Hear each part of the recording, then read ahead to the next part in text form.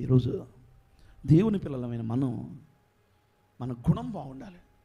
అంటే మనం ఎక్కడ నడుస్తున్నా, ఎక్కడ నిలబడుతున్నా, ఎక్కడ ఉద్యోగం చేస్తున్నా, ఏ పొలంలో అడుగుపెట్టినా, ఏ వ్యాపారం చేస్తున్నా కానీ నలుగురు మధ్యలో నువ్వు ఉన్నప్పుడు వాళ్ళు నీ గురించి మాట్లాడుకోవలసింది నీ ధనం గురించి కాదు, నీ పొలం గురించి కాదు, నీ ఉద్యోగం గురించి కాదు, నీ వ్యాపారం గురించి కాదు, నీ అందం గురించి కాదు, నీ గుణం గురించి మాట్లాడుకోవాలి. దేవునికి స్తోత్రం, హల్లెలూయా. అదే దేవుని దృష్టికి మిక్కిలి విలువ కలిగింది. ఈరోజు అది సంపాదించుకో. ఈరోజు అది లేకుండా మనం ఏం చేస్తే ఉపయోగం చెప్పు. అది ఎన్ని చేస్తే ఏంట్రా, అది ఎంత సంపాదిస్తే ఏంటి, ఎన్ని ఇల్లు కడితే ఏంటి, ఎన్ని పొలాలు కొంటే ఏంటి, చేతికి ఎన్ని ఉంగరాలు పెట్టుకుంటే ఏంటి, సాయి మనకు గుణం లేదు. అడిగే గుణం లేదు. అడిగే ఒక చాట స్థిరంగా ఉండడం, సరైన గుణం లేదు. అడిగి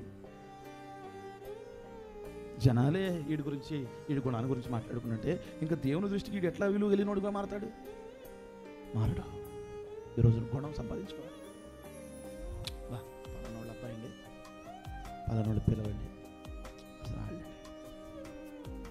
కష్టాల్లో ఉన్నా, కన్నీళ్ళలో ఉన్నా, తినడానికి తిండి లేకపోయినా, కట్టుకోవడానికి బట్టలు లేకపోయినా వాళ్ళ గుణం ఉంది చూడండి.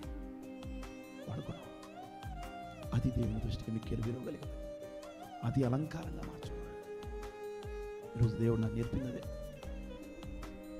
నాకంటూ అలంకారం ఏదైనా ఉందంటే దేవుని దృష్టికి మిక్కులు విలువ కలిగింది, సాధువైనట్టు, మృదువైనట్టు.